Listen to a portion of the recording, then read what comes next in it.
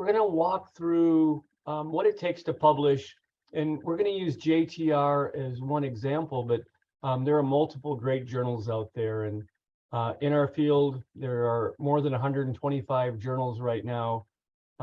So many great journals that are published around the world. Chalmo's new journal is going to be one of the leading ones over time. And, you know, all journals take quite a while. JTR has been around for over 50 years. So we've had a little bit more time than most journals to get to the top. That's why we're there. So we're going to walk through, I'll give you an overview of where we're heading. We're going to talk about what you should be studying first. And I know there's a lot of graduate students on this Zoom. And one of the toughest parts of doing a dissertation or starting any article is figuring out your topic area. And we're going to give you hopefully some tools to help you figure out how to do that. We're going to talk about characteristics of good manuscripts. Most manuscripts have 5 sections. Many have 6 or 7, but there's 5 standard that we typically do. We'll talk about writing and grammar tips. One of the primary reasons that journal articles get rejected is when writing and grammar is too difficult to understand and the reviewers aren't able to give it a fair review. So we want to try to give you as many tips as we can for writing and grammar above and beyond just filling in content. We're going to try to help you choose where to publish. And I can't give you that answer, but I can help you narrow it down.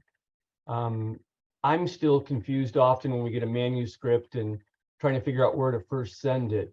And we don't talk about it in this presentation, but there are typically 3 journals at the very top. And if you have more of a management-based paper, if your implications are for management, tourism management is probably the top journal for you.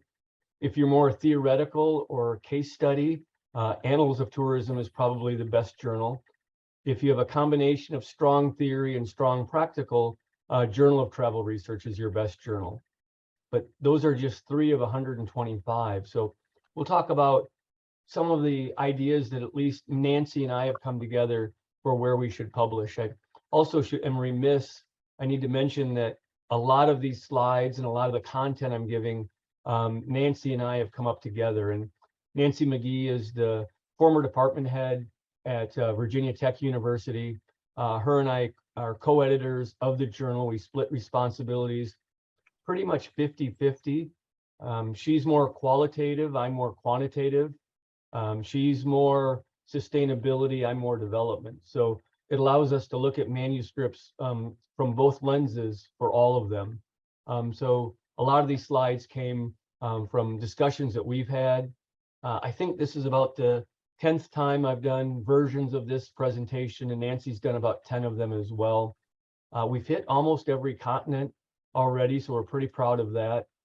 We've done Africa, Asia, Europe, US, and South America already.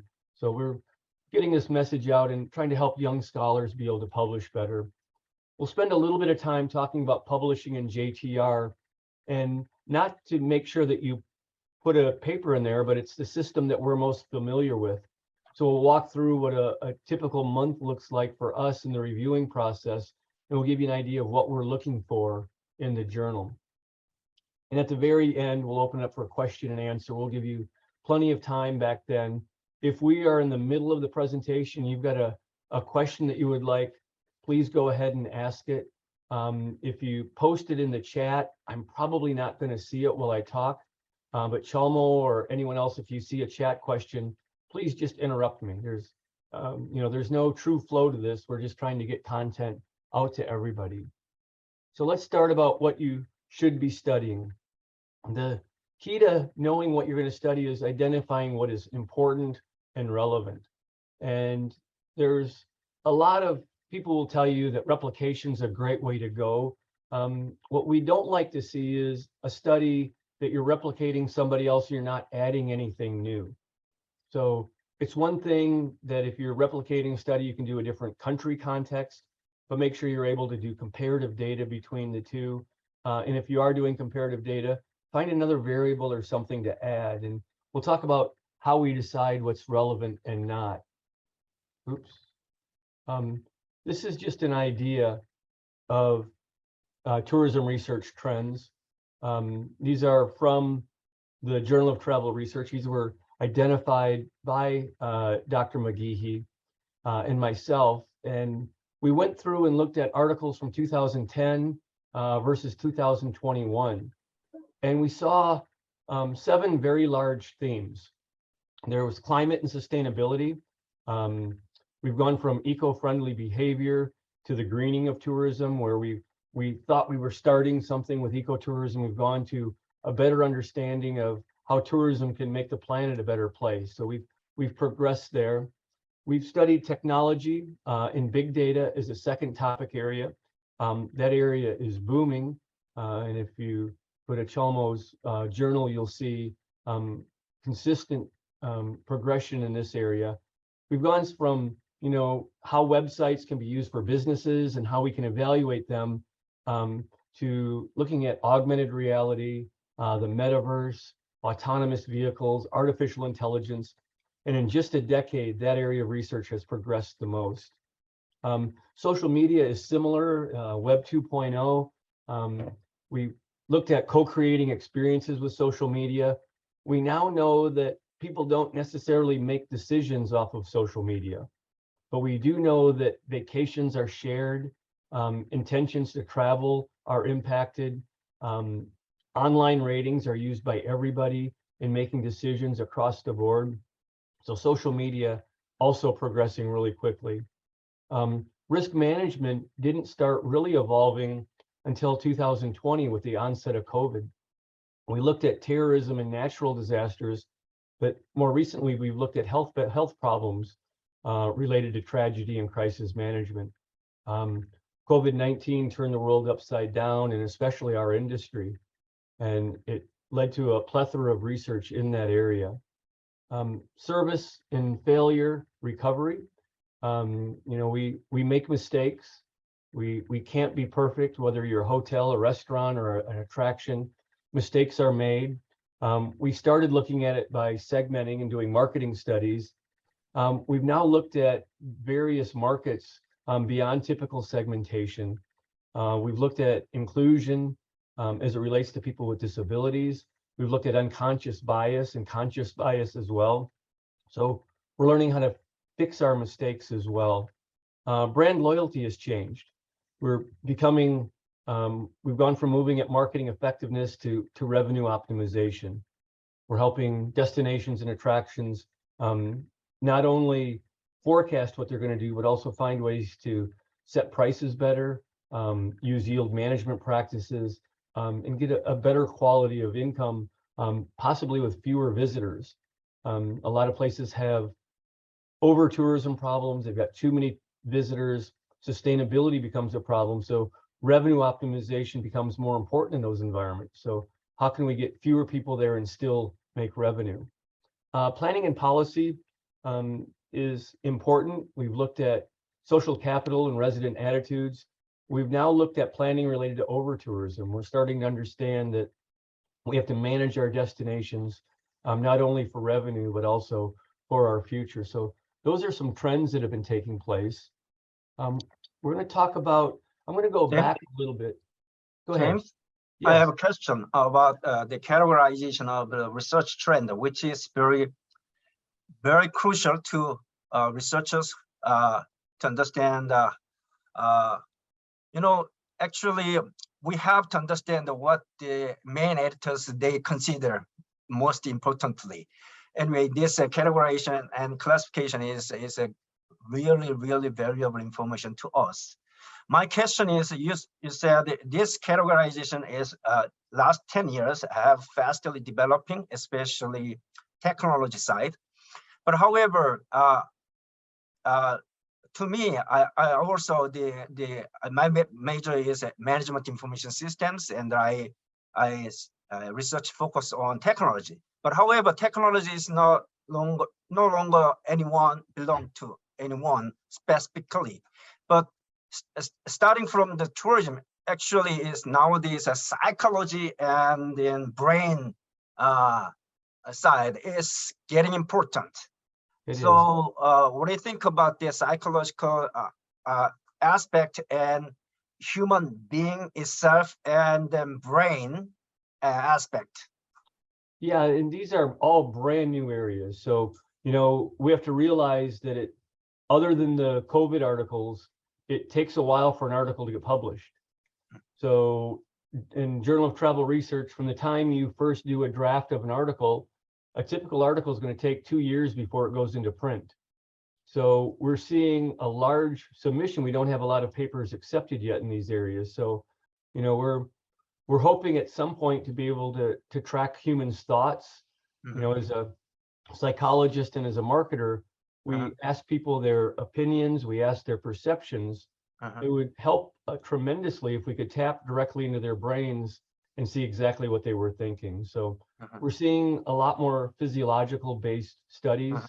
We're using saliva tests, we're using eye tracking surveys. We're getting an idea of what the tourist is doing beyond what they think they were doing. So that's going to be, if I put up 2031, I'm guessing that would be a large area, but that research did not exist in 2010. So, our comparative analysis was looking how we've changed from key areas that we've studied from here until there, and we could have put up another 10 different categories. There's such a wide range of research within our journal that has been published. Okay. Thank you. So this just gives you an idea of trends. These are things that have taken place. We want to help you develop your research question. So the process that we typically do for quantitative research or deductive research, whichever way you do it, is we typically study the literature and we look for problems.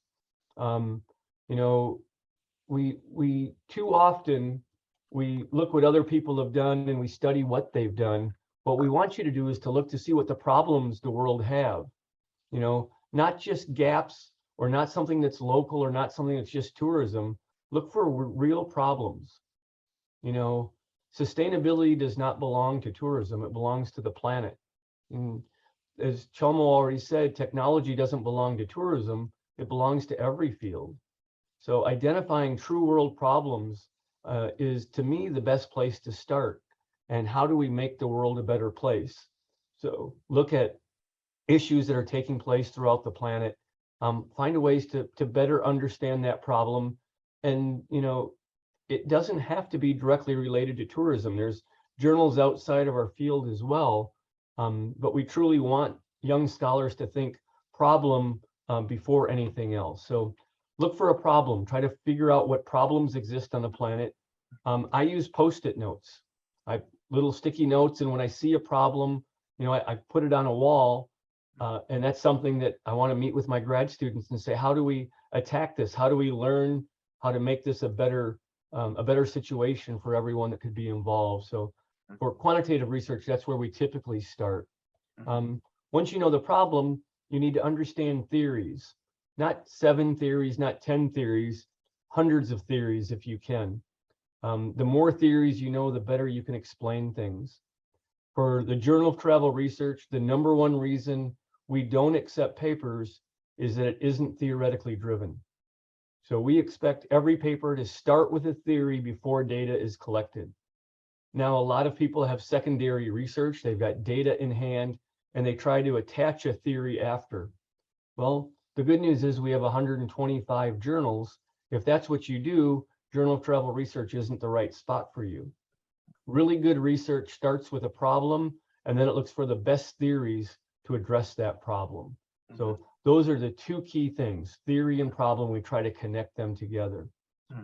Once you understand theories, you look for the very best theory to solve your problem. Sometimes it's 2, maybe even 3 theories to help solve it. Typically it's 1, and one overriding theory that can guide your research, guide your data analysis, so that once you have results, you can come back and compare them to something stronger than your study. So a non-theoretical study has findings, well, but they can typically only be generalized to the population that you've studied.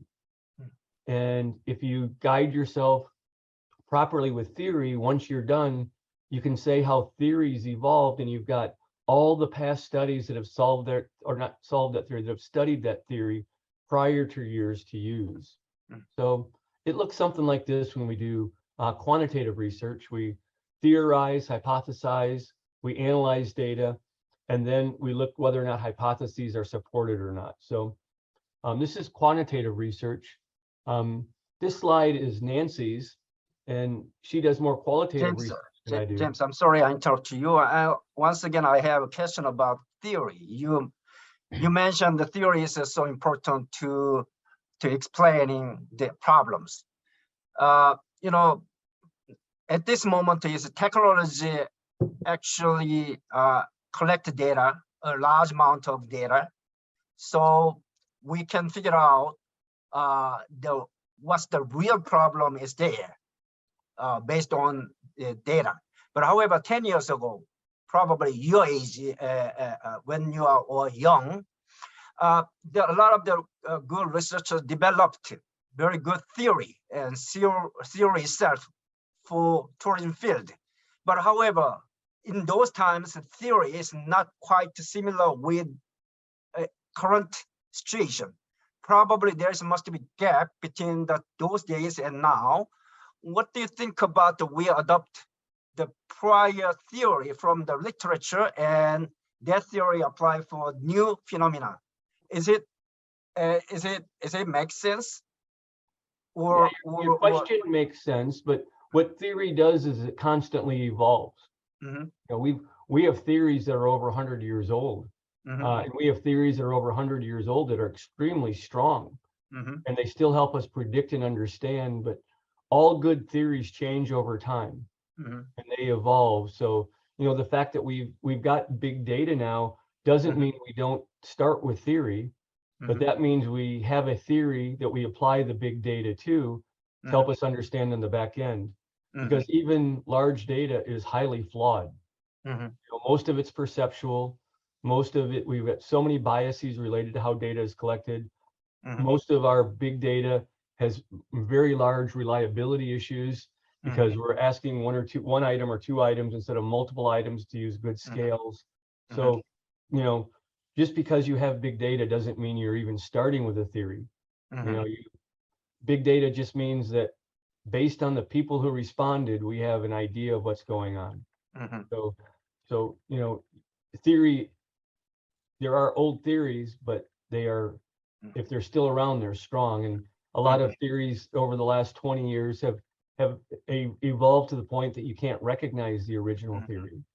So, and also my opinion about theory is about 10 years ago, the good researcher, even though they developed a very good theory, but those times we couldn't validate or couldn't proven the theory is a suitable one for our context or not.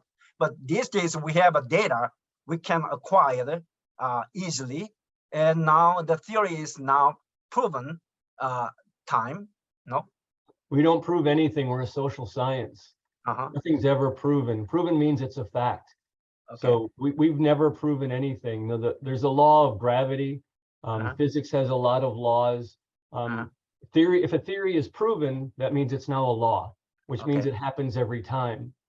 You know, even your best big data set, if you explain 70% of the problem, it's extraordinary. But that also means you've got 30% error.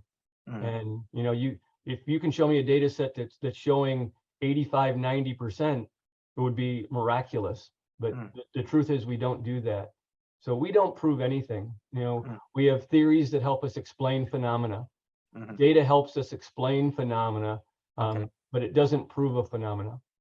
You know, if we want to predict intentions to do something and behave, knowing if someone's satisfied is the best predictor by far. You know, sometimes perceived value, sometimes quality. But if I have those three variables in a model, I'm going to explain 65 to 70% of it. But that's all I'm going to explain. You know, plenty of people are dissatisfied and still purchase, and plenty of people are satisfied and will never purchase again.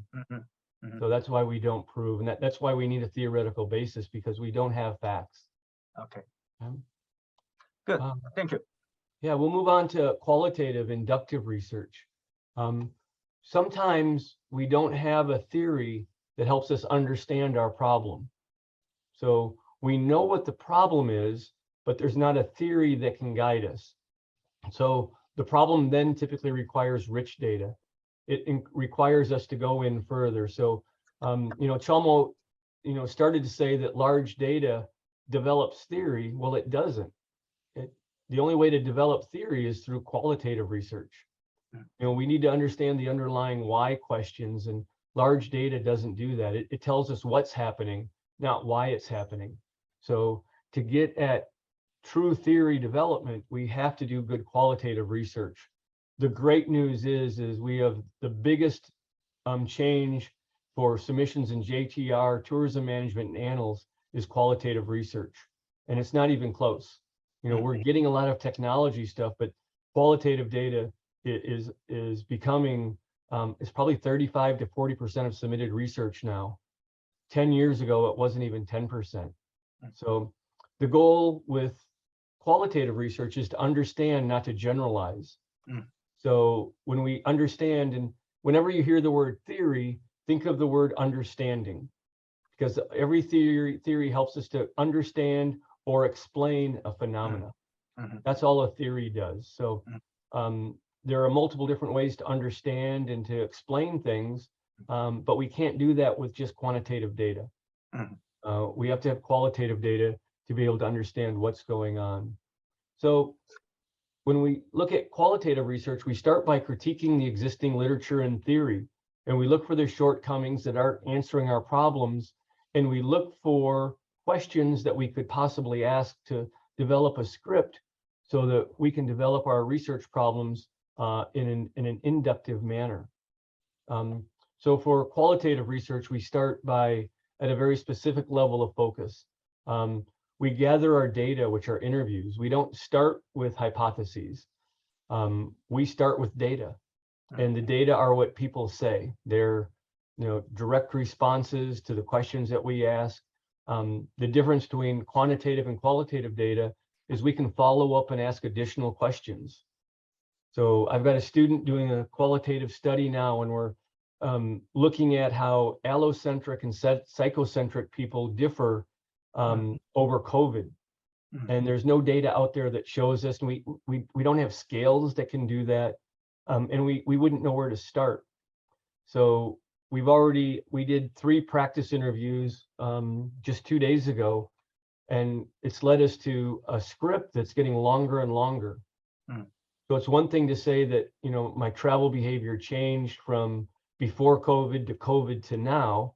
And then when you ask the why question, one of the things that keeps popping up is I didn't want to hurt other people. I was okay traveling for myself, but I was afraid of infecting other people. I was afraid of getting infected and coming back and infecting my relatives. And then we have all these follow-up questions. So how did that evolve after COVID subsided, and how is it today? And when we got to there, we then learned that we have to also ask, how is that going to change in the future? How do you think you're going to change? And you keep asking why and why and why, and that's how we develop theory. We get to see the things that explain what's going on. So in terms of what you said about COVID, the allocentric, and that is human natures. Doesn't matter between Korea and America, but we can add that aspect, like a cultural background between Korean and American. There were quite different pattern, different behavior. So if you're starting off the research like allocentric and the kind of stuff with cultural background, is quite more interesting, isn't it? It would be. Our sample is going to be Americans, though. So, and as I talked, my student is from China. She's from Beijing. And this would be a follow-up study that we would do quantitatively. So, we'll identify the underlying things that are taking place. And then this will hopefully lead to a dissertation that she'll be doing.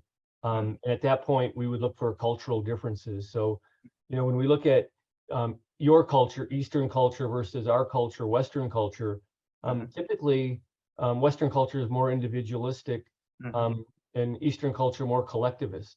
Mhm. So when she thinks she's going to be using the theory of planned behavior for her dissertation, theory of planned behavior says that my attitude affects what behaviors I have. The attitudes of other people affects the behaviors that I do, and then perceived behavioral control, which are the things that stop me from doing what I do. So we already have a great hypothesis, because we would assume that my attitude would be more important in decision making for Western culture, because we're more individualistic, and we would assume that social norms or other people's attitudes would be more important for Asian respondents. So certainly when we develop theory, we have to think of cultural differences as well. We did make a decision after our 3 interviews that we needed to have people that lived in the United States, not only now, but lived in the United States prior to COVID as well. Because we had one of the 3 respondents, her responses were so different because she traveled to the United States during that process. And that student came from China, and her travel behaviors changed more because of, not just because of COVID, but also because of the move. So that's why we do practice interviews and we do pilot studies to see, things that we might have missed. So that changed our sample size. We realized we needed to make sure we focused, and it's called a delimitation. Delimitation is where we purposefully narrow our scope so we can understand it better.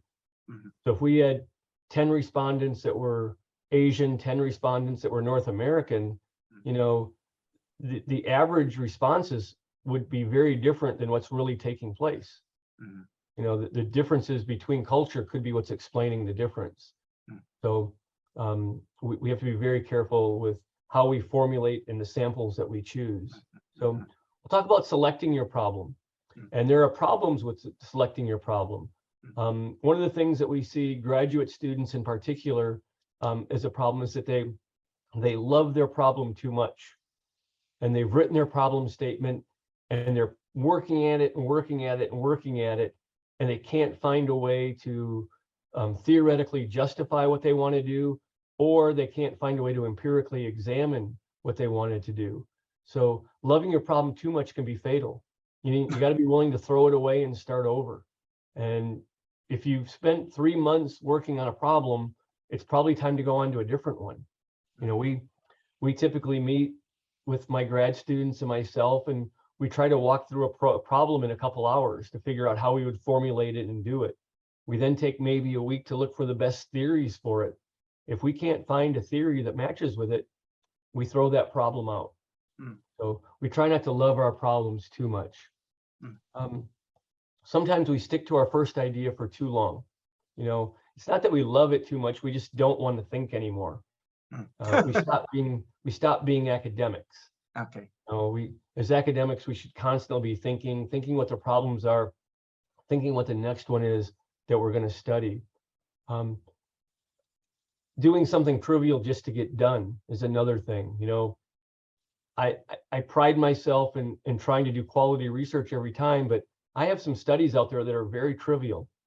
As a young scholar, I wanted publications, and I had data, had trivial problems, trivial results, and I just did them to get them done. Well, good researchers go beyond that. And as I've gotten older, I've gotten to be much more specialized in what I do and what I accept to take on.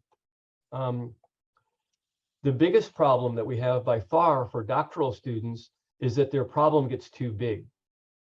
And they have 3 or 4 theories that they're trying to combine together. They want to do a cross-cultural analysis. They want to look at differences between people with families, people without. They want to look at gender differences, and their problem gets so huge that it'll take them too long to finish. So when we spread out our problem too much, it's too much to do at once. In America, we call that biting off more than you can chew. Okay? Too often we do something that has been done before. We saw it, we're going to replicate it. Well, find your own twist on it. Think through, read the areas for future study at the back of the article and see how you can extend other people's research. instead of just doing what others have done. Too often we apply theory after the study is started. You know, I wanted to study people who play badminton, and I want to study badminton, so I'm gonna take data, I'm gonna ask them questions, and then we get the data, and you send it for review, and they say you have to have a theory to be published, and then we try to find a theory afterwards, and that's too late. We start with the problem, then the theory, well before we collect any data. But James, what you're saying, sometimes we're too late to applying the suitable theory, but you know, sometimes we are writing paper and finishing paper, but we realize the theory is not relevant to our context, but try to find another theory from other literature and try to fit the context. What do you think about that? Yeah, that's problematic. We start with a problem and then we study the theories and choose 1, 2, or 3 that help us understand that theory. So well before we collect any data. And Shomo, you're right. That's the problem, is when we've started to collect the data and we think we need a different theory, or we haven't even started with theory. That's where the problems lie. Yep. We're going to walk through a good manuscript.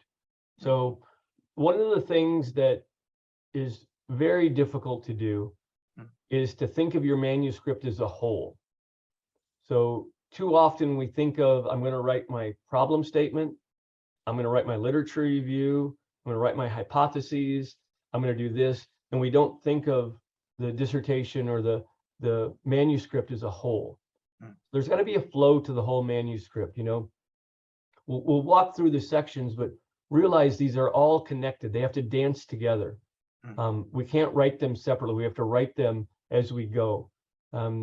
It's one of the problems with writing a dissertation. They get very long, and we don't typically go back and reread it as in its entirety.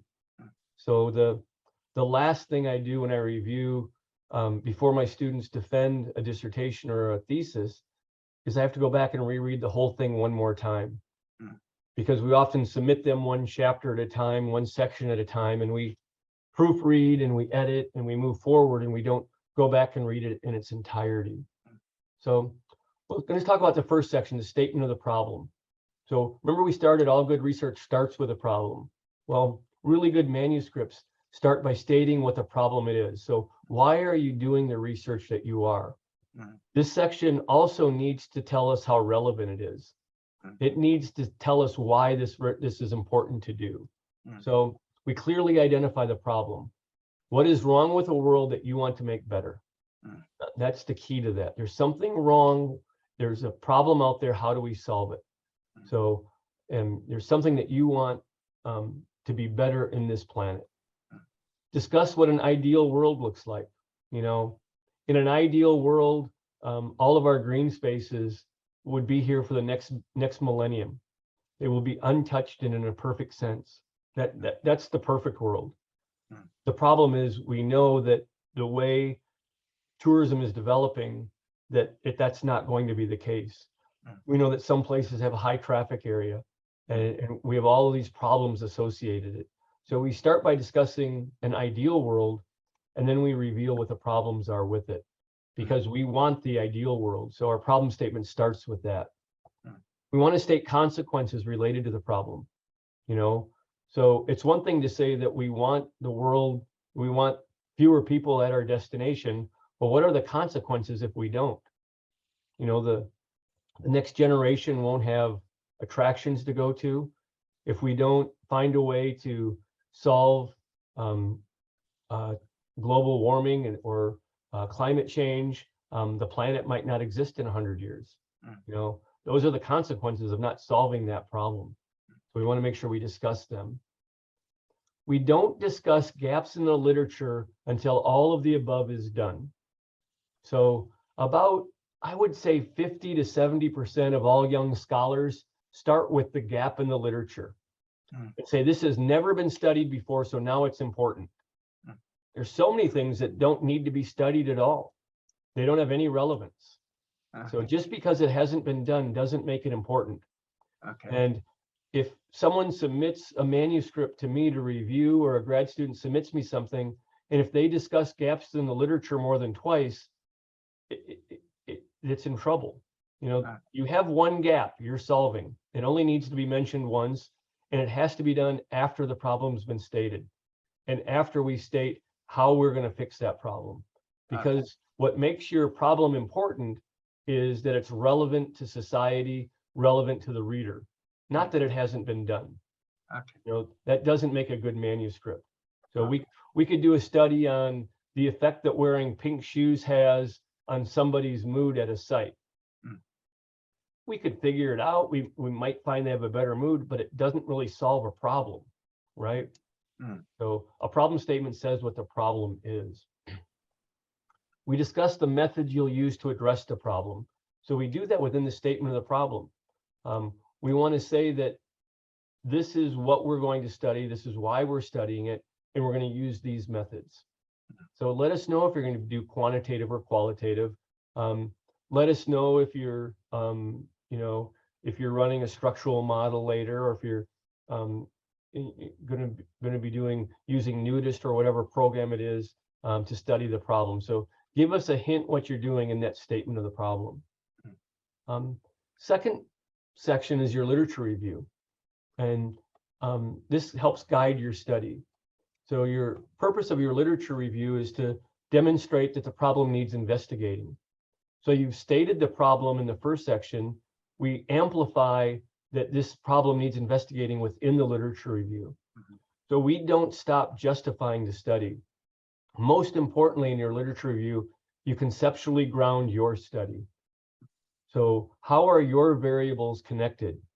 You know, I can think of 1,000 variables that are out there, and we could choose any 7 or 8 of them and probably make a good model. All of our variables in social science are incredibly correlated. You know, I can make a structural model work with 7 or 8 variables, no matter what the variables are. Well, if you submit an article that isn't conceptually grounded, even if your model ends up good, it's not going to be accepted. It'll be desk rejected immediately. You have to conceptually ground good research. What theory is tying together all of your variables? We can't just list variables without having them conceptually grounded. And we have to consider the relevance of past research. Past research related to the theory and related to the variables that we're studying help us develop our hypotheses and the methods that we're going to use. So the basic parts of a literature review include an introduction. That's the purpose and how it's organized. The body is organized around the important topics. I typically tell my students that the body follows the variables within your conceptual model. So if you're, you know, using the theory of planned behavior, the theory I discussed earlier, we would go through each one of the independent variables. So you'd have a section on social norms, a section on attitudes, a section on behavior, perceived behavioral control, your independent variables, and then you talk about your dependent variable, which would likely be intentions or actual behavior. We want to make sure we define what each of those variables are. We want to walk through how that variable has developed, and we want to also quickly mention how we're going to measure it in this section, so, or how it has been measured. And then we do a summary, the important implications and directions related to the literature we've studied. For a qualitative, actually, James, like what you are explaining to us about literature review, which is it's a studying about the background and the ground, but but to me it was still very difficult for me to connect between introduction part to the literature part. It's a logically flow from introduction to the literature review. As far as I know, as I understanding from my brain, but it's my body. It doesn't connect well, but is still hard for me. Yeah, and that's what I started with. The hardest part is getting the whole manuscript to flow. You know, there's an art to it more than a science, but you know, it's incredibly difficult, especially with you know, like everyone on this call, typically having English as a second language. You know, writing transitions is very difficult. You know, transitioning from one section to the next is incredibly difficult. But we start by stating what the problem is, right? So you've stated the problem. Some problem exists. The perfect world is this. This is why it's important that we study it. Oh, and by the way, there's a gap in the literature. Okay. The literature, then we would go on to the next section, the introduction of the literature review. So we would talk about that gap. So literature, that gap has been closely studied in these areas, but there's this gap exists because people haven't studied this. So we review the literature around that gap. And that leads us to each one of the independent variables in the conceptual model that we draw. But it's that, and it doesn't have to be a large transition, but it's connecting each section to each other. When we do qualitative research reviews, it's very different. We inductively look at things, so we sparingly look at the research early. You know, we want to be open-minded. We don't want to direct the questions asked. We want to learn as much as we can. So we typically use less literature at the beginning of a qualitative review. We still have to use it. We can't get rid of it. You have to guide your study by the literature. So the literature is used in the introduction to this study, gives us a backdrop of the problem that exists. It's its own section, just like quantitative. We have to also think that we have a lot of positivist reviewers out there. A positivist is someone who needs data, who wants quantitative results to make decisions. If we have a positivist reviewer and we don't have a section in the lit review, we're in trouble. So the final section, we use the literature as well to compare and contrast how our themes that are developed are related to the categories that have existed in prior research as well. So the literature review is different depending on if you're doing quantitative or qualitative research. The quantitative review is used to provide directions for their hypotheses. So it's used deductively. It derives the hypotheses. So the past literature says these exist, so that creates our hypotheses. So it's a much larger, longer review when it's quantitative. The literature in that area is used to introduce the problem. You know, we cite a bunch of literature. If we're going to go back to our climate change example, you know, there's plenty of literature that says climate change exists. There's plenty of forecasting that's been done to say what will happen if we don't change. So we use the literature to describe in detail within the literature review itself. And then at the very back end of the study, similar to qualitative, to compare the results and back them up. We've got different types of literature reviews, and a good paper probably has a review of all of these, right? It's got an integrative, it summarizes past research and theories. There's a theoretical review. We review the theory or theories that are related. And if our theory has evolved, like we talked with Chalmo, which most of them have, you know, if I'm talking about the theory of planned behavior, I have to talk about the theory of reasoned action. Because theory of reasoned action occurred before, and it evolved in the theory of planned behavior. Well, theory of planned behavior has evolved to multiple other different theories since then as well. So the theoretical review has to get us to where we are now. And we also often need a methodological review that reviews the methods that we're using and why we've chosen them. So we're going to now talk about advantages and disadvantages of quantitative and qualitative research, right? Quantitative research allows us to generalize findings. It allows us to have quantitative evidence that something exists. And it helps to answer the what a lot. It answers the why sometimes. Qualitative research gives us much richer meaning, much deeper meaning. So at the end of this presentation, Chalmo could ask a question, you know, on a scale of 1 to 10, 1 being this was the worst presentation you've ever seen, to 10, this was the best presentation you've ever seen. You know, the class average might be a 6, okay, a 6 out of 10. And we wouldn't really know what that means. There's no understanding to the presentation. We've quantified it. We know what's going on, but we don't know why.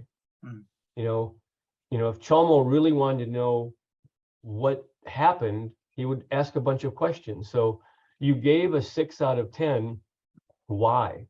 So some people might have given a 10, others might have given a 2. But asking that underlying reason why gives us a much richer understanding. So we want to be able to generalize findings. We want to be able to say that our sample relates to some population out there. That's why quantitative research is so important. We also want to know the underlying reason why. That's why we do qualitative research as well. Okay. I have a question. Actually, you know, like a quantitative or qualitative, there are two different types of research approach. But to me, including other students, a second language speaker and written language is different.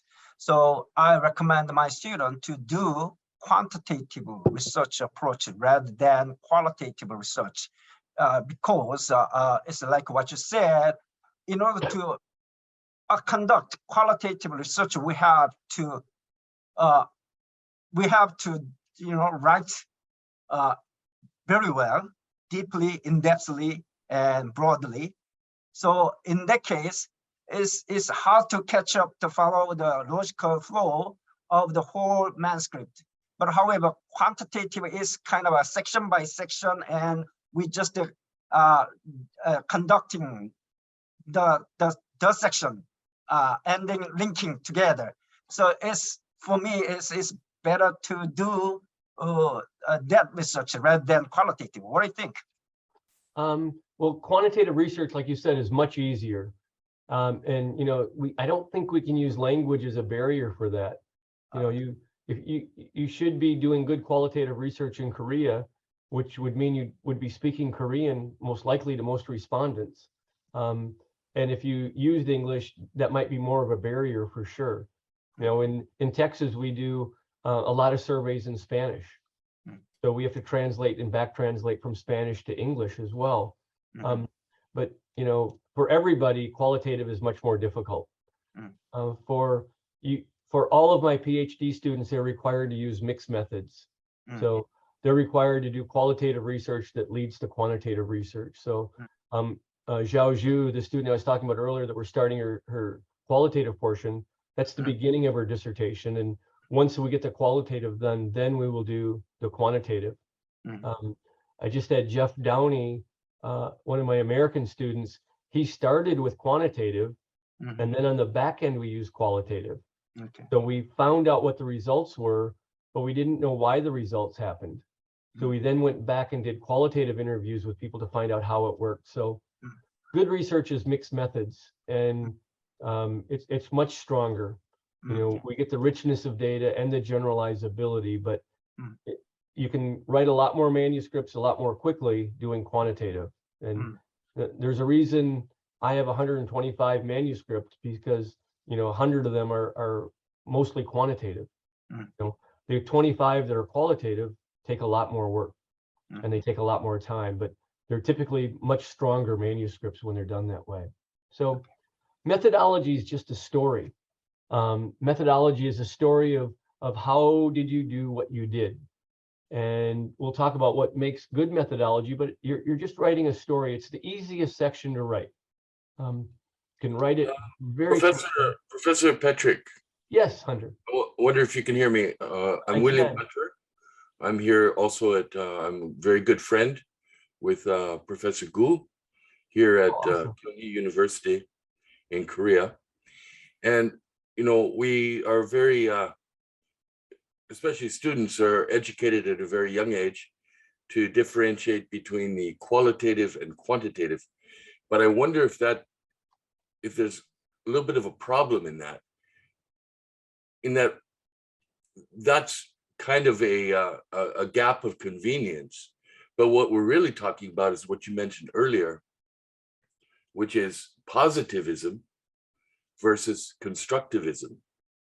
Yeah. So we could take a theoretical position, for example, in terms of semiotics, and semiotics could be thought of as a theory or a method or both.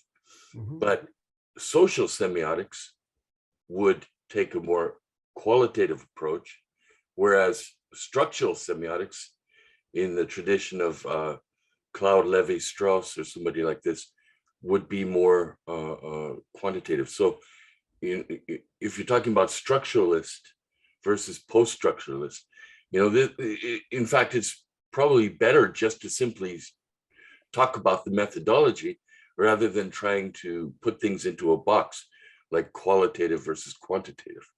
But I know a lot of journals, I think largely because of convenience, divide things into qualitative and quantitative. I wonder if you have anything that you could comment on. Yeah, if Nancy was here, she'd have yelled at me already, you know, because they shouldn't be in a box. And we start with the problem, and then we find the best theory or ways to explain it. And we then figure the best methods to solve it. So we don't start as a positivist or a constructionist. We start with the problem and what's the best way to solve and understand that problem. So my student wants to look at the role that risk plays in decision making. We've decided that Plogg's theory is the best route to go based on the literature review she did. Well, there's a problem there. You know, we don't know how allocentric people who are risk takers differ from non-risk takers, people who like familiarity, which are psychocentrics. We don't know how their behaviors are different during COVID. So when we started this, it was a quantitative problem, but when we dug into the problem, we realized we have to start with inductive research. We have to do qualitative interviews first to understand the problem. So Hunter, you're 100% right. You know, putting us in boxes is wrong. I think we look at the problems that exist and the best way to solve them. And the world is evolving, and there's much fewer positivists than there have ever been. The fact that we're at a 40% of our articles that are submitted are qualitative, 30%. And that's great news. Great news. It is. 30% really of great the articles receive are mixed methods. So, you know, we have 10% that are just qualitative, 30% are mixed methods. So we're getting better. You know, we're becoming much better researchers. Professor Petrick, I wonder if I can ask a follow-up question. It's a little bit off topic, but recently I've discovered a journal called PLOS One, PLOS plus ONE, PLOS One. So this is what, and I think a lot of students don't understand this. I'm asking mainly for the benefit of students. This journal is a pay to publish. It's $3,000 US for a paper to publish. And they suddenly, I don't know how they found me, but they've sent some papers to me, and they're just really, really bad. And I reject, I send back my evaluation, and the editor writes to the authors, and they're trying very hard to encourage them to revise, and because it's money. So I wonder about this thing that's been developing. I mean, there are other journals that are SSCI, for example, sustainability, that's also paid to publish, but it has a little bit better reputation than this. I don't know if you've even heard of this plus. I have, yeah, I've been, yeah, you know, there's advantages and disadvantages to becoming an editor. You know, and Dr. Khu, as you progress with your journal, you're going to learn that as your journal gets stronger, you receive more and more messages. So I'm asked to review for, of the 125 journals, probably 100 of them. And for this grad students, what Hunter is talking about is there's a lot of journals that are predatory, we call them. You pay to get published, and if you pay a big enough fee, they'll publish you. And we worry about the quality of the research when that happens, where they're forcing papers to get published. You know, there are journals out there that you can have a published paper in less than 24 hours. You know, you pay your $2,000 US dollars, and you can be published in 24 hours. Well, good research takes time. You know, we give you PLOS is $3,000 for PLOS One's 3,000. Yeah, they're all different. You know, that some of them, as cheap as $50, you can get a publication, but, sustainability is not that expensive. Sustainability is actually of all the open access journals, I would argue it's the best. It's $2,500 for sustainability. Yeah. Yeah. Anyway, Professor Hunter, don't interrupt anymore. No, he can. We'll get there. Those are great questions, all of them. The other question that naturally arises from this is that I think these days, especially when we hear professors being introduced as having published 200 or 300, over 300 articles, there is, I think, a tendency these days to see a sort of predatory approach. Excuse me, Professor Hunter, is out of scope. We have to focus on our presentation. To forcing their students to publish before they're ready, or to pay to publish. And so if we get back to that question of quality versus quantity, I think there's some real issues in that question versus the question of performing real science. Yeah, and that's hopefully Hunter, that's where we're trying to go with this presentation. We're gonna talk about what good science looks like, and our job is to train the next generation to make sure they understand that, and hopefully we'll get there by the end of this presentation. So remember, the methods are the story that you're telling. It's detailed of how you're going to solve the problem that you started with. So remember, we talked about the flow of the manuscript. The introduction tells us what the problem is, which leads to the literature review that helps us understand the overall problem better. Well, the methods now tell us how we're going to solve that problem. So it's the procedures that we're going to do. So we make sure each section flows into the next. A good methodology answers all the W's. When was the research done? Where was it done? Whom was your sample? Why was it done? And how was it done? And we spend most of the time on the how section, which is how the research was actually done. We have to justify all measures in our research design. We can't just say we used these measures and this was the model that we studied. We have to justify all of them. A good scientist tells you there are other measures out there. We chose this one for this reason. There are very few constructs out there that don't have multiple different ways to measure them. So a good methodology section will outline other ways that it could have been done, but it gives a justification for why we chose the methods we did. It explains how the results will be measured. So it's not only, not only how we collected our data, but how we're going to measure them in the back end. So we give a precursor of the statistics that we'll be using. Most importantly, for young researchers, it's once you're done writing your method section, you should be able to hand your method section to somebody else, and they could do your study exactly how you did it. Their results would replicate what you did and be very similar to yours. If they don't know what questions you asked on the survey, if they don't know how you approached respondents, your methodology is worthless. It has to be able to be replicated once you're done. Section 4 is your results. So that's what did you actually find? We write our results as clearly and succinctly as we can. We have to understand that writing a thesis or a dissertation is very different than a journal. We have a very hard 10,000 word maximum for Journal of Travel Research. If you submit 12,000 words, you will be rejected. If it's 12,000, we can clearly see where 2,000 can be cut, we will do that. But if you're writing 12,000 words for a journal article, you're not being succinct. A dissertation can be 500,000 words.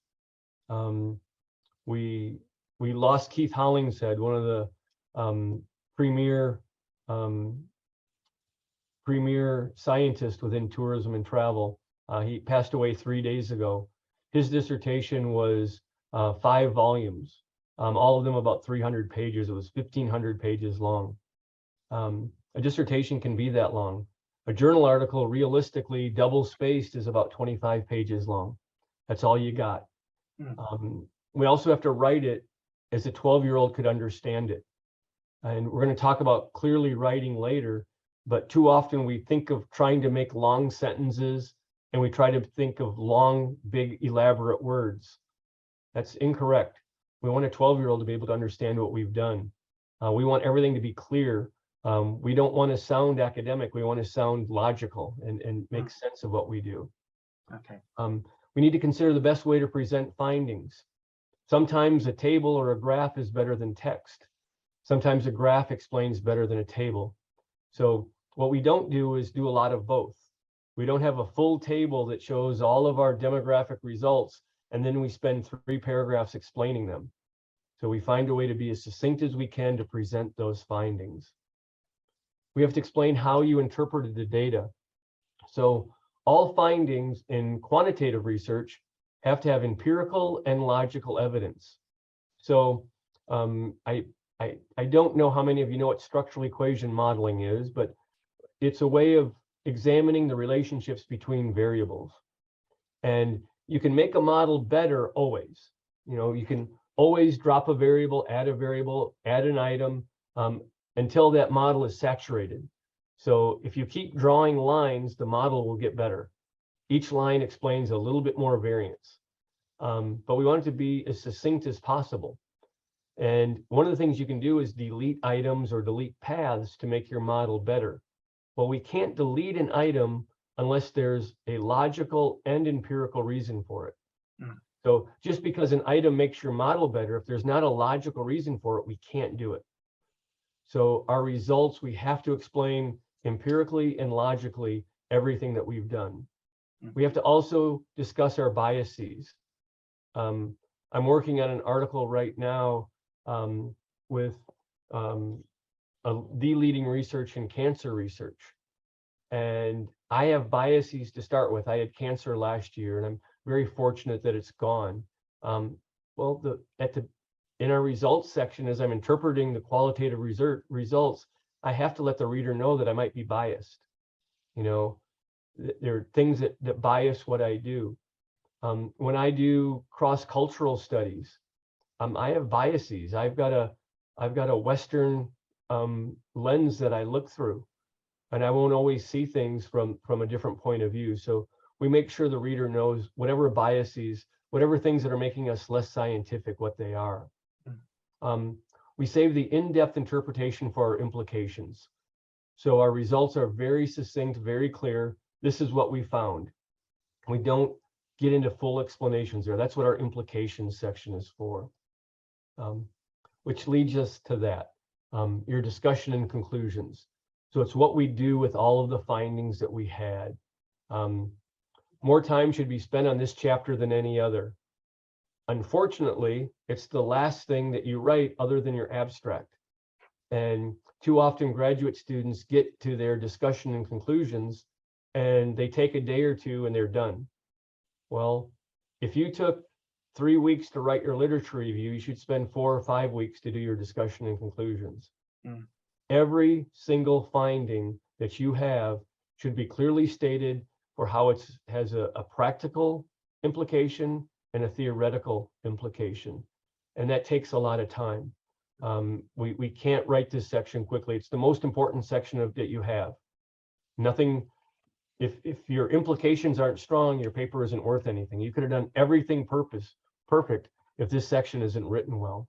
So how is your work advanced knowledge? And for JTR, we expect and require 3 different sections. So practically, how did your work advance the field? Theoretically, how did it? And methodologically. So we expect all 3 of those things. We discuss each of our findings. We also discuss each of our findings and how they relate to past findings. Hopefully our literature review makes this section much easier to write, because we've already talked about the studies that conceptually grounded it, and we can compare and contrast our findings. So this is the section where you get to say how you evolved knowledge of our field. So where did you extend prior theory? Where did you refute prior theory? If I'm a manager, and if we did a study at a hotel, what does that hotel manager do based on your results?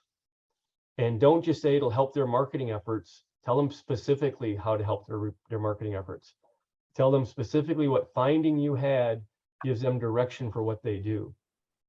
We need to include limitation and areas for future study in this section. There are things that we could have done better. There's never been a perfect study.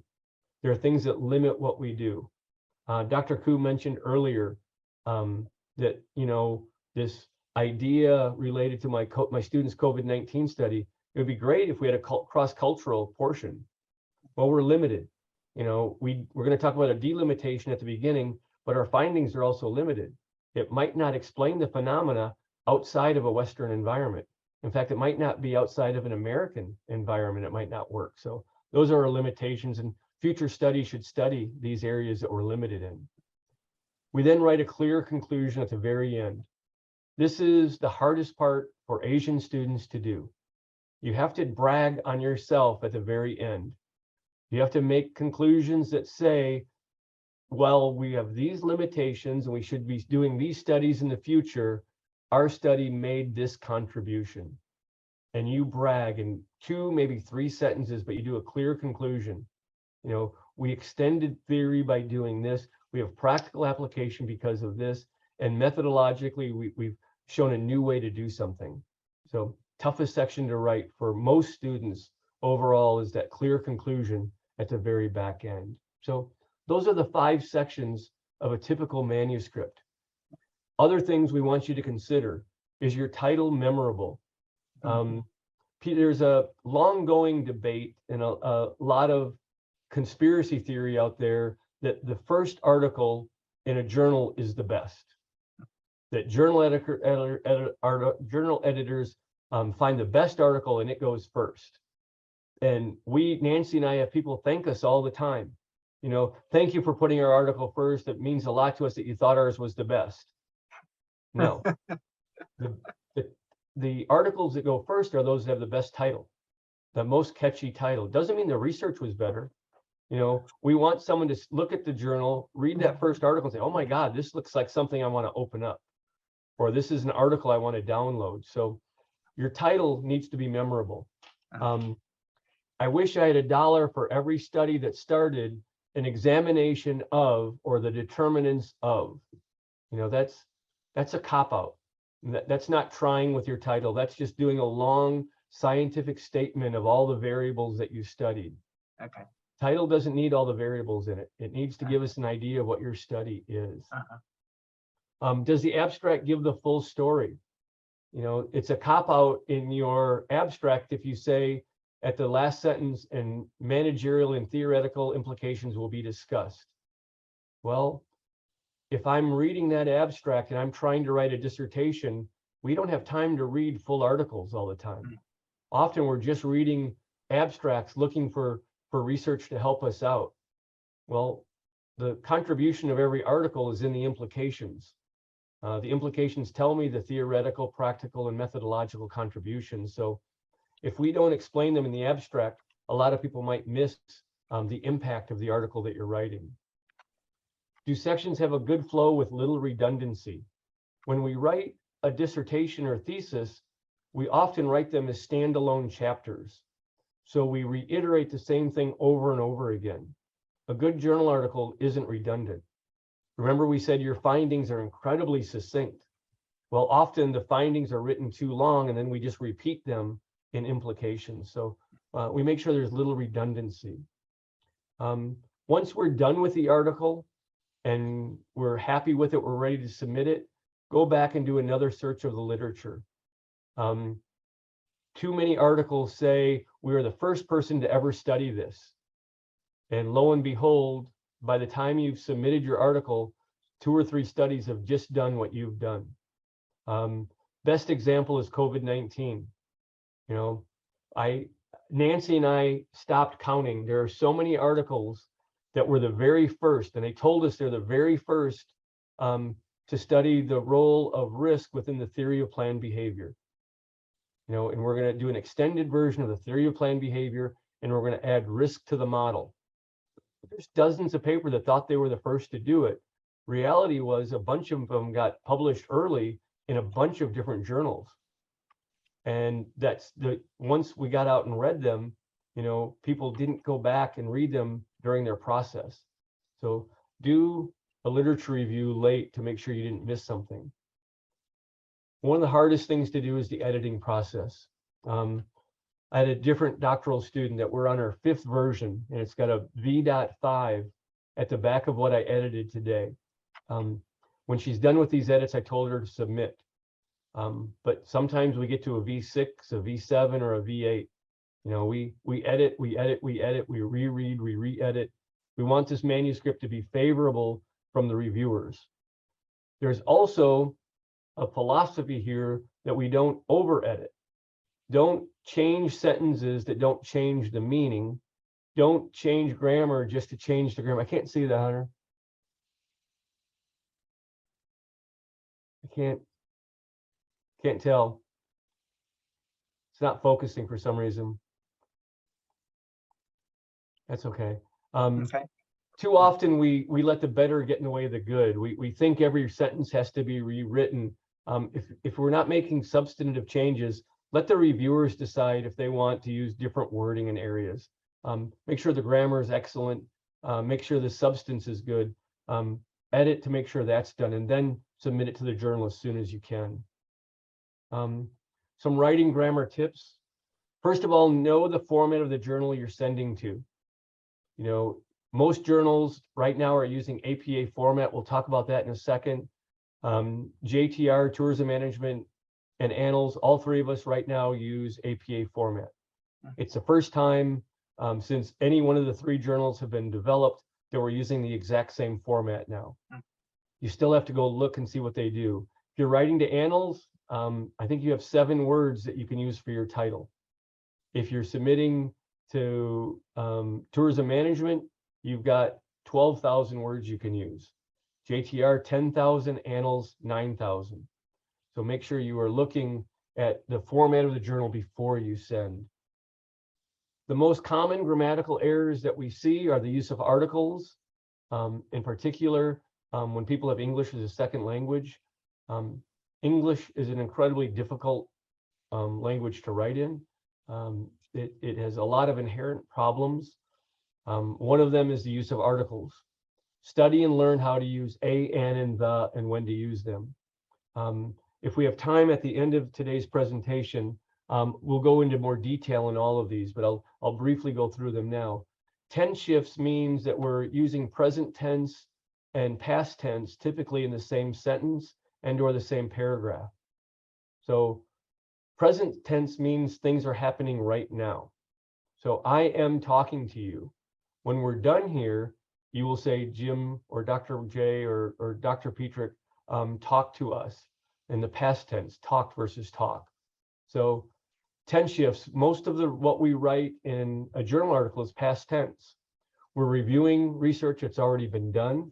We're talking about our methods, which we've already done, and we're talking about our findings that already exist. Plurality is knowing when to talk about things in a plural sense versus a singular sense. The most common mistake that is problematic is definitively stating things. If I say satisfaction is related to perceptions of value, it's related, but it is not the word is. And we can say satisfaction has often been found to be related to perceived value. We can say satisfaction is likely to be related to perceived value. We can't say it is related, because there are plenty of times when someone can feel they had a great value, but they're not satisfied. Or they felt they had a horrible value, yet they were still satisfied. So we got to get rid of definitive statements. We have to talk like an academic. We use the word likely a lot. We don't overuse a thesaurus. We don't look for a big word. We use the more simple word. We make things succinct and easy to read. Shorter sentences and shorter paragraphs are always better than longer. If your paragraph is more than half of a page written, you've made a mistake most likely. If your sentence goes on to a third line, you have a run-on sentence going on. We see sentences that are 5, 6 lines long. They shouldn't be more than 2 ever. So make your sentences short. Remember, we're talking to a 12-year-old when we write. We want things succinct and clear. Transition between sentences and paragraphs. We call it writing a laundry list, where you say they found this, they found this, they found this, they found this. Well, we can start by saying they found this, but when we talk about the next article, was it similar to what was done? Was it different? Did it add on to something? How do you connect those two sentences? It's a difficult thing to do, but good writers are really good at it. So we learn to transition between sentences, and then one paragraph transitions into the next as well. We have to study how to cite properly. If you're submitting to JTR and you cite using MLA, you're citing incorrectly. You know, we use APA format. Make sure you're citing the correct studies. Make sure that you're not reading one article that cites somebody and you cite both of them without reading that second article. So if you're citing an article, that means you've read that article and you've found that citing. There's a famous statement that was made in an article in a Journal of Marketing. Someone made a conceptual philosophical statement saying it was 6 times, they said it could be as much as 6 times more expensive to find a new customer than it is to retain a current one. And so if we look at the Journal of Marketing, that one article, which was a conceptual philosophical article, it had no empirical data, that article was cited more than 1,000 times incorrectly. So people cited it, and then other people cited it, and other people cited it. Over 1,000 people didn't go back to the original article and read what was actually said. So we have to cite properly. We have to read what we're citing. We have to make sure that we're accurate in our citations. We're going to move on to choosing where to publish now. So which journal should we choose? You know, we have, I think Bob McKercher has the most recent list out. I want to say it's 132 journals right now. We only write one manuscript at a time. So we have to narrow down to what journal fits best. And Hunter talked about the predatory journals that are out there, the ones that are pay. Well, those are typically not nearly as scientific as other journals. We'll talk about impact factors in a little bit here. Impact factor gives you a good idea of the quality of the journal. It doesn't tell you the best place to send a journal, though. The overall journal might be good, but it might not be the best place to send your journal. So you got to have an understanding of how good your article is. You know, between Annals of Tourism Research, Tourism Management, and JTR, approximately 93 out of every 100 articles get rejected. So if you think your research is in the top 7% of the planet, you should submit to one of those 3 journals. If you think your article's in the top 20%, there are 25 to 30 journals that are outstanding. Great journals. Well, if you're in the top 25 to 30, shoot for those. If you know it's secondary data, it's not real good, it's outside that top 25, 30, look for a mid-tier journal to publish in. Nancy would kill me here too, but it's okay to submit to a journal that's better than a journal you want to submit in. You'll get better reviews typically from a better journal, not always, but a rejection can also help you revise and resubmit to a different journal sometimes as well. Is your article practical, theoretical, or both? And we started this out by saying if it's more practical and it's a top 7%, it should go to tourism management. If it's more theoretical and in the top 7%, it should go to Annals. If it's both strong theoretical and practical, it should go to JTR. So figure out where your emphasis is. Figure out who and what it is that you study. You know, there's some great sport research out there. There's some great recreation research out there. It doesn't belong in every journal. So are you studying hospitality, tourism, sport is an area? Is it a sociological background or a management area? That'll help narrow down the journal that you go to. JTR, we've made a stance that virtual reality research that doesn't include an actual trip is recreational research. So we don't publish that. Doesn't mean it's not great research. We've decided that's outside the scope of what we do. We also have decided that sport doesn't fit in our journal if it's recreational sport, but if it's sport that you travel to, it does fit. So figure out who and what you study, and that'll help narrow down those journals that you submit to. Another great place to go is, what journals did you cite in your study? You know, if someone's submitting to the Journal of Travel Research and they don't cite Annals of Tourism Research, Tourism Management, or JTR, probably doesn't belong in a top tier journal. It wasn't guided by top tier research in the first place. You know, we often see a list of citations that are from business journals. Well, we can tell that it was submitted first to a business journal, got rejected, and they're trying to send it to us. And typically those articles just don't fit where we're at. So look at the articles that you cite. That's a good indication. Always read your journal's aims and scope. So if you were to go to that website, you can see the exact aims and scope of JTR, which we'll talk about in a little bit. And that'll help give you an idea of what it is that each journal is looking for. So we'll go to JTR's mission. And, you know, every journal seeks to be the premier journal. So that doesn't mean we're a good journal, but that's what we seek to be. That's what our mission is. We focus on the business of travel and tourism development, management, marketing, economics, and behavior. It doesn't mean we don't study anything, but that's the primary focus of what we do. We also realized that, and Nancy and I changed this as part of our mission when we took over as editors, we decided that we wanted diversity in research topics. That means that we've changed our editorial board to be more international. It means that we've made this presentation in Africa and South America and in areas that typically don't get put in top tier journals. We think that being North American centric is the worst thing that we can do. You know, we accept articles from everywhere, but we're promoting articles outside of the typical areas because we want much more diversity. Diversity not only from where research is done, but diversity in the type of research that's done as well. You need to make a theoretical, practical, and methodological contribution. It has to be substantive. It can't be a small contribution. And the contribution has to be to tourism management on the back end. The other thing is it has to be relevant to the progress of the global sector.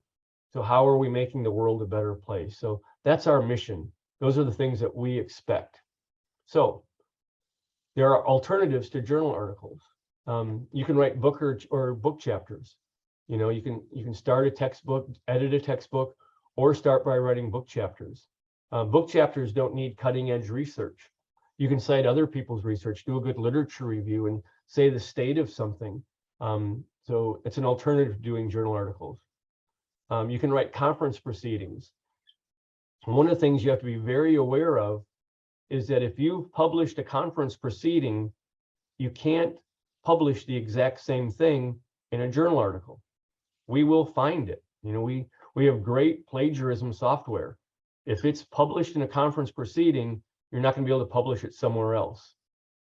What is common and acceptable is you can put in a conference proceeding one small finding, and you don't include your whole methodology, you don't include your full literature review, you don't include all of your analyses. You can put one small finding in, but it better not be substantive, and it better not be what you're basing your article that you're trying to publish with us. So be careful with conference proceedings that you're not trying to double dip. Monographs are more opinion pieces. It's you saying you're an expert in an area and you want to put together a collection of things within that research area. One of the things that is becoming more important is getting to newspaper and or magazine articles, which are often cited through social media. People are learning how to become experts at altmetrics, and altmetrics means that we're cited in newspaper and magazine articles for the most part. Our journal articles don't get read very highly. So if we find a way to be written in magazine or newspaper articles, our altmetrics can get higher. And that's where social media and we get tweeted, our research gets tweeted, it shows up on social media pages, and it gets extended beyond the research that we've done. Social mobile media is another way to go. We can create our own blog. We can use Web 2.0 to expand what we do. a great way to get people to talk about your research. Hold on, here, sweetie. Puppy's got her ball back there, she's squeaky. Social mobile media is a great way to tell your colleagues, your friends about what you've done.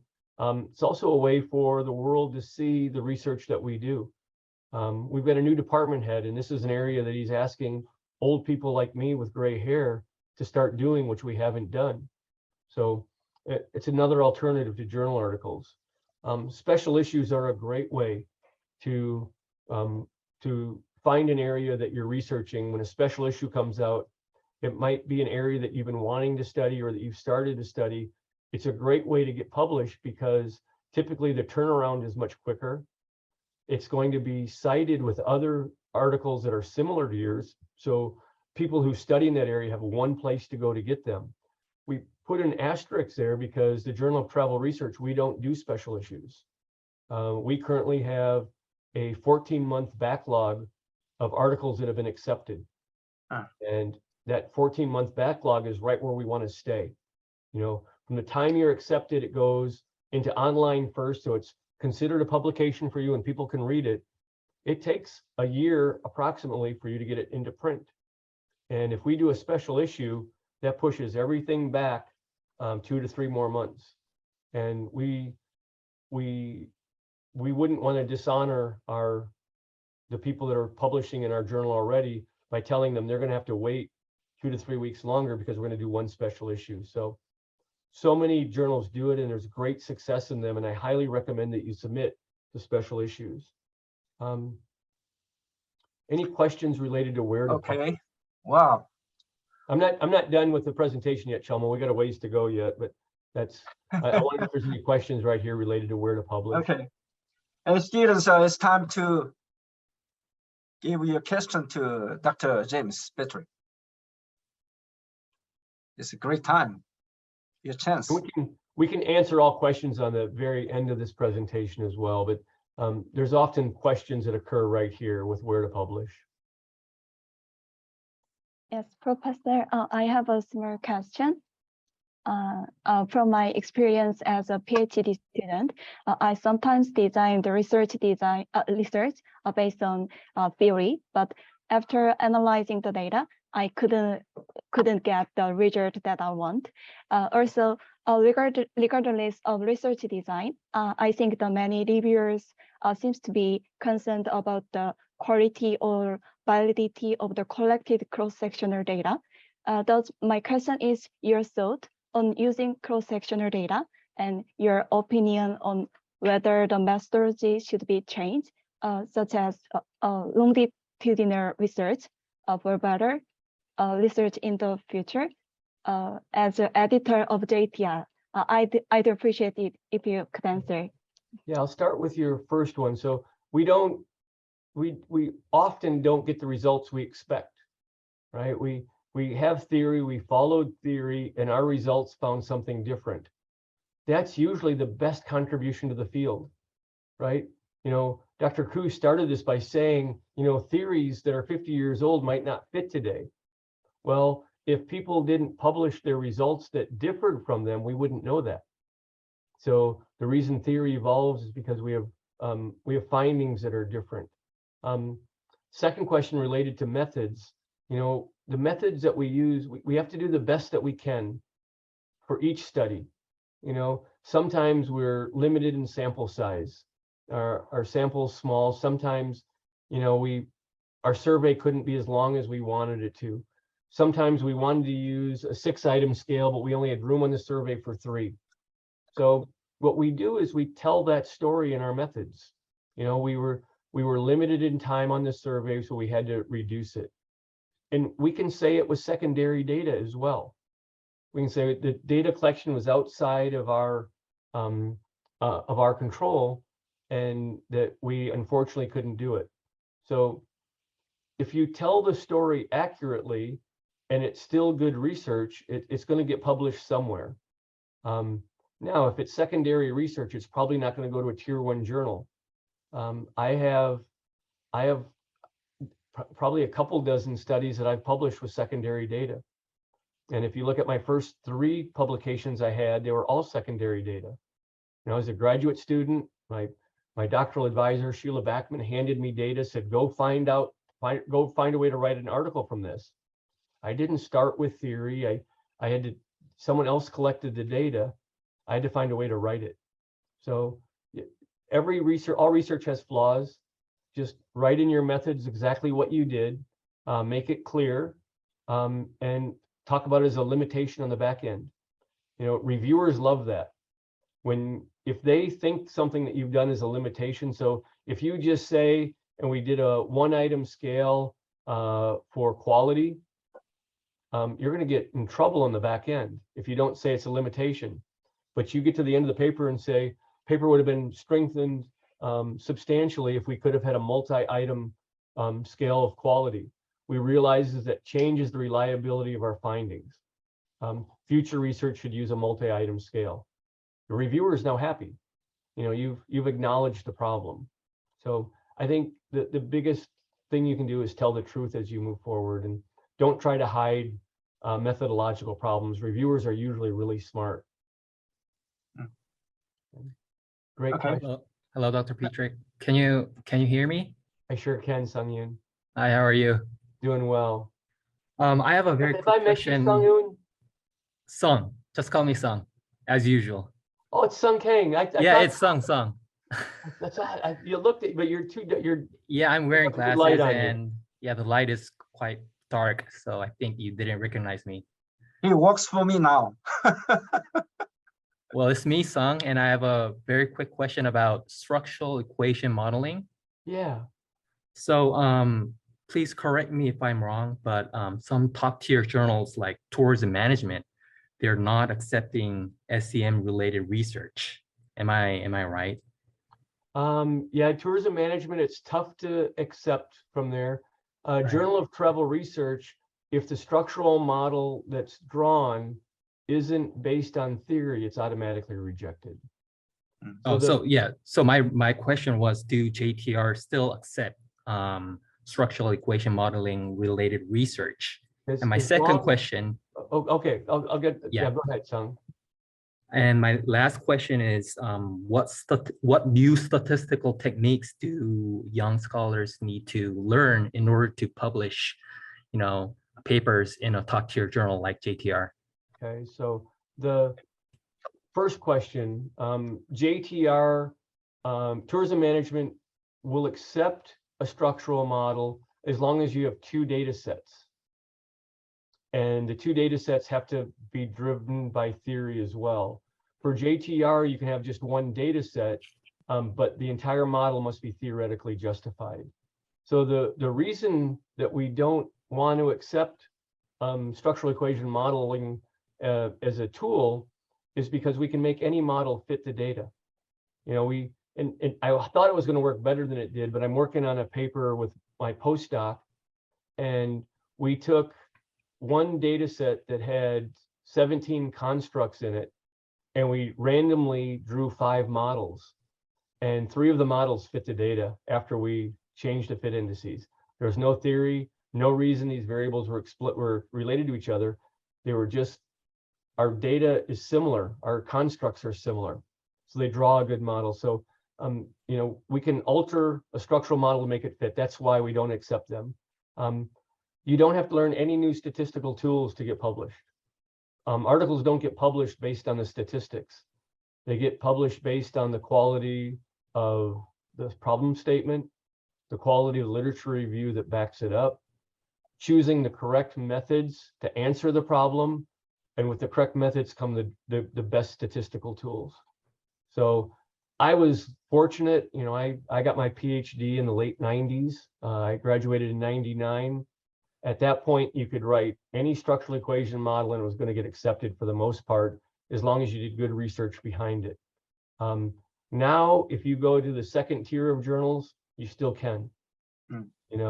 If you go past those first 25, probably the 3rd tier, past those first 25, a good structural model will still be accepted. So it doesn't mean it's not good research.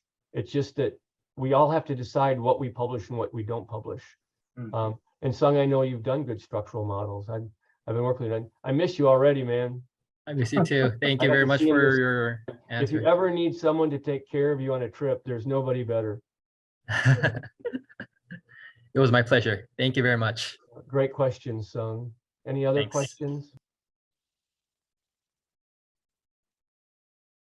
We can answer at the end. I think we got about 20 minutes left. I'm going to try to get through this last little bit, answer questions, and if we want to have time to talk more about grammatical stuff, we can as well. So we're at the last section. We're going to talk about publishing in JTR. So you have to decide if we're a good fit for you. And if I was the editor of Annals, this message would be very different, or the editor of Tourism Management, Current Issues in Tourism. Any journal is going to be different. So we're just telling you what we think through when we do. So our expectations is that your research is substantive. With substantive means it's leading edge as well. It's something that hasn't been done. It's innovative. It's well-established research, and it's welcome if it's innovative. So you can study something that's been studied for 20 years. If you find a way to do it innovatively, we will look at it. So you can study the theory of planned behavior. If you do it innovatively, it'd be awesome. It's the theory we see most often in the journal, and it still gets published. It has to be methodologically sound, methodologically innovative, and parsimonious. The methods have to fit exactly the study that you've done. Too many young scholars, and I was certainly one of them, you learn a statistical tool and we do studies based on the statistical tool instead of based on the theory and the problem that we're studying. Has to have a strong theoretical foundation. It has to have a contribution to theory on the back end.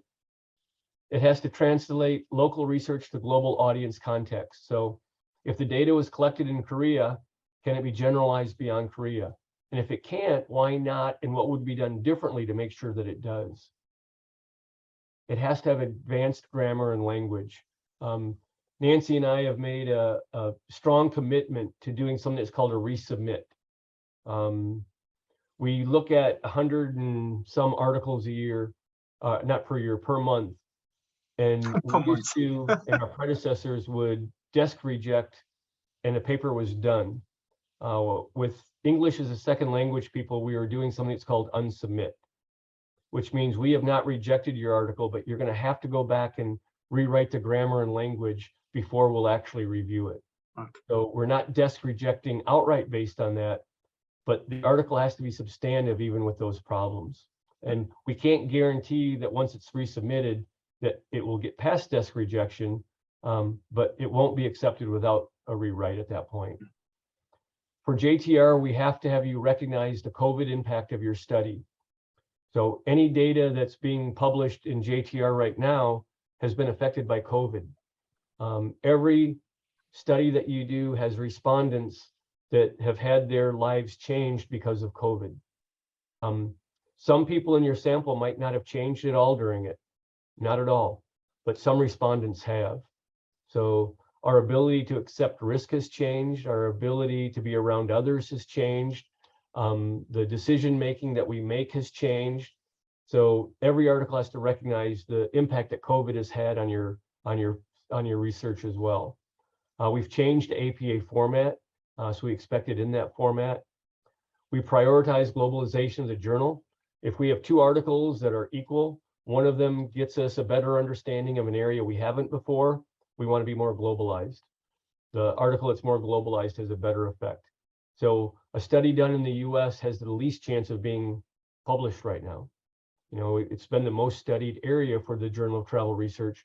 It's a study that's similar to others that have been done here, it has a less chance of being published. We have three different types of submissions that you can do. A typical submission's empirical, it's a standard research article. A foundational article is typically an article that the premier person in the field writes a proposal to us. So even before you start the article, we ask people to submit and ask us if they can do a foundational article. So, if we were going to be doing, if John Crompton, the leader in financing and economics of travel and tourism, wanted to do a foundational article in that area, we'd probably tell him to proceed. If one of his graduate students that graduated 5 years ago decided to, we probably wouldn't want them to. You know, the foundational articles come from the leaders in our field, and they are most scrutinized as well. We typically do 4 reviews to publish a foundational article. We're incredibly fortunate. Keith Hollinshead, who passed away 2 days ago, we have a final draft. We have final edits that he has to do yet for a foundational article we wanted him to do. We didn't know why he didn't submit it. We now know that he had COVID and had been sick for the last couple of months, but we're going to ask his graduate student to finish that. Well, he's a leader in that field and area of study, and that's why we had him do that. So those are foundational articles. Letters are shorter. Letters are typically in response to something that we've already published. So you have something to add to it. You think there might have been something wrong with it. You think there's an area for future study. So you write a letter to the editors explaining what could have been done differently. Okay. This is our journal. This is what we do. We receive, last month was 124, but we're usually around 110 articles per month. That's how many we receive. We receive 2 or 3 letters to the editor. 3 foundations or conceptual articles get submitted. Of those, tough to get published. The foundations, the conceptual articles are the toughest by far to get published. We receive over 1,200 articles per year. Of the 100+ articles that we receive every month, only 30% get by our desk. So Nancy and I, out of every 10 papers we see, 30% are rejected. So even before they go out for review, they're not seen. So we have, out of 100, if we have 100 submissions, we have approximately 25 to 30 articles that can go out for review. So our desk review rate is about 33%. Our overall accepted rate is less than 10%. So every year we have about 120 articles accepted. That means we have an average of 10 per month. From the time an article is completed to going on to online first, where we've accepted it, it's published within 32 days. It's going to be another year before it's in print though. So it's available online, but not in print for a year. So that's the reality of what we look at every month. Tough. JTR's impact factor has grown substantially. These are the last 3 years before this one. 2021, it's the first time in a decade that we weren't in the top 5. In fact, it's the first time we were outside the top 3. The reason for that is because the way they calculated impact factor changed. So all of our articles that went to online first, and we're the only major journal that has this 14-month delay from online first to regular. All of our online first articles didn't count last year. So we have a dip, but it's going to be an asterisk by it because we're going to be caught up by the time the next impact factor comes out next time. And we're expected to be number 1, 2, or 3 next time as well. The impact factors are all growing. If we look at the tourism literature, our journals are becoming much more important. They're competing really well with business journals and marketing journals across the planet. This is the last full SSCI rankings that we had before this final dip. You can see that the impact factor for JTR was the largest, highest of any other of the tourism journals. And you'll see fluctuations within these each and every year based on the metrics that they use to choose how they do that. But gives you an idea where the standing is. It also shows you the large impact that the International Review of Sport and Exercise Psychology has. And those are mostly physiological and psychological studies combined. And those are cited in medical journals as well. So very, very strong articles that go there. So our review process, we start with desk review. If it passes desk review, that's the 30% that move on. We have an editorial panel. So every 6 weeks, we save articles for 6 weeks. At the end of 6 weeks, we send them to our associate editor panel. We have 165 members on our panel. They're hand selected by Nancy and I. We have recently had 3 people leave where we've asked them to, where they just were done contributing. And we grew it by 12 scholars that we wanted to add. So it's an evolving panel. We're the only journal that has an editorial panel. We have 99.9% of our articles are reviewed by those 165 people. So what that means is at the end of every 6 weeks, we have approximately 45 articles that need to be reviewed. And of those 45 articles, we assign the best 3 people to each one of them. So that means 135 of our 165 reviewers review every 6 weeks for us. And that means every 12 weeks, every one of our associate panel reviews a minimum of 1, most of them 2 articles. We start with placing each associate editor as we go through the list in the best possible place for articles. And sometimes we get to about, we've got 10 reviewers that we need for those 45 articles, and then we hand select the best 10 from there. But it's a big jigsaw puzzle that works. If you submit to any other journal, they have an editorial board instead of a panel. And the editorial board, the editor sends the paper to one editorial board member, and that editorial board member then has to find 3 people to review that article. And they don't have any guarantee that whoever they ask is going to accept. I've been on the panel, I've been on the editorial board for, I think, 9 journals. The average time, even with the best journals, with annals or tourism management, you average asking about 10 to 15 people before you get 3 to review. So the quality of review goes down with each person you ask. You end up asking your grad students and former graduate students more often than you typically would, because these are people you know. With Nancy and I, our editorial panel can't say no. When we review, assign you an article, you are reviewing that article. When the editors of Annals of Tourism Research or Tourism Management send it to an associate editor, they know it's going to take quite a few asks before they get the yes. So our review process is a little bit different. The reviewers' jobs are to make the manuscript better. And this isn't different from JTR than any other. We want a 30,000 feet to ground level view. Sometimes we assign someone to be a reviewer that's outside the expertise. We want someone that's reading it that's not their expertise. We want them to look from the ground up and look at it as a whole versus just the area that's being studied. They have to look at and review it. The 3 things they have to justify as a reviewer: did it make the theoretical, methodological, and practical contribution? We asked them to use the reviewer golden rule, which is review unto others as you would want them to review unto you. So make sure that you are kind. We make sure that they are substantive and that they are making the article better. Their only job, their job is not at all to accept or reject. That's Nancy and my job. That is not their job at all. Their job is to write a review that makes that article better. Okay. And if they can't make it better, they don't deserve, they're not on our editorial panel. If they just say this is a terrible article, it doesn't deserve to be published, not allowing it to be revised and resubmit, reject. There's nothing substantive there for the authors. That's a terrible review, and that we don't allow that. So if you are a reviewer ever, your only job is to make the article better. Let the editor decide if it's accepted or not. We use the JTR manuscript review form as a guide, and we'll show you that here in a second. It's a long guide, and I'll forward these slides to Dr. Khu when we're done.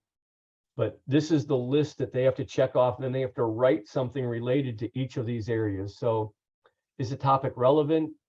Did it make a valuable contribution? Is it original and leading edge? Is it rigorous methodologically? Is it written in a high level of grammar? Is the literature review up to date and appropriate? Is there a significant theoretical contribution? Is there a significant methodological contribution?